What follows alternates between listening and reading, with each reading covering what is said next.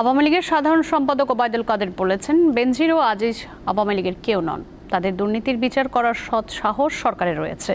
সকালে রাজধানীতে ঢাকা জেলা আওয়ামী লীগ কার্যালয়ে প্রতিনিধি সভায় তিনি একথা বলেন। ঐতিহাসিক ৬ দফা দিবস ও আওয়ামী লীগের প্রতিষ্ঠা বার্ষিকী উদযাপন উপলক্ষে এই সভার আয়োজন করে ঢাকা মহানগর উত্তর আওয়ামী লীগ।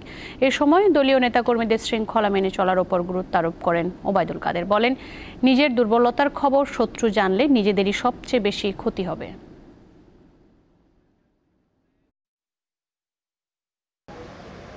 বেনজির আমাদের দলের লোক নয়।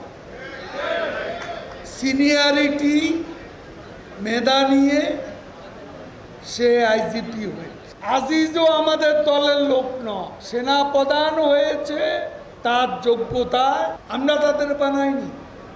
এখন ভেতরে তারা যদি কোনো অপকর্ম করে তখন এদের বিচার করার সৎসাহস শেখ হাসিনা সরকারের।